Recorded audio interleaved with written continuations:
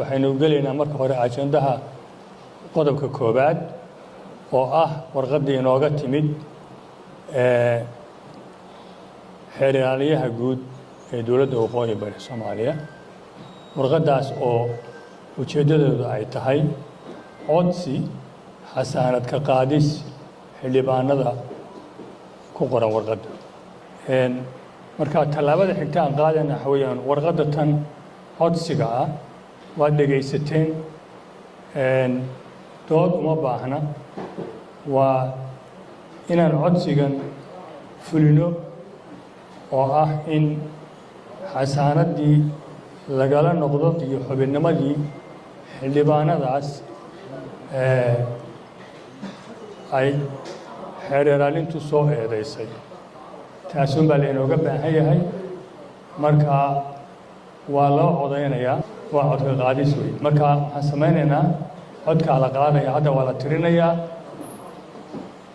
inta qabta in la fuliyo waa si wada jira shantaba hal mar baa loo codaynayaa shantaba hal mar baa loo codaynayaa oo ay tahay in xasaanadii iyo xubinnimadiiba lagala noqday xubnaha kor ku xusan oo ah مقتل سعيد محمد عبد السلام عبد الله محمد صديق جامع موسى أحمد علي محمد يو أحمد عابي شرع أنت وافق سن كعنت هتاعي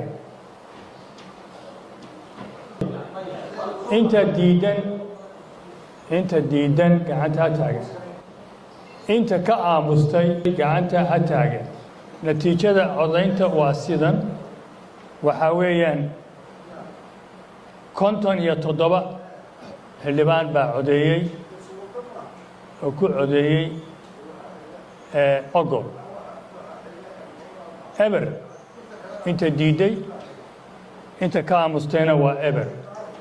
sharcigaa sidaas ayuu qodobkaasi dee sidaasuu ansax ku yahay waa sharci waxaynu gelaynaa marka hore ajandaha qodobka koobaad oo ah warqadii inooga timid xeeryaalaha guud ee dowladda waqooyi bari Soomaaliya warqadaas oo ujeedadeedu ay tahay codsi xasaanad ka qaadis xildhibaanada ku qoran warqada marka talaabada xigta aan qaadana waxa weeyaan warqada tan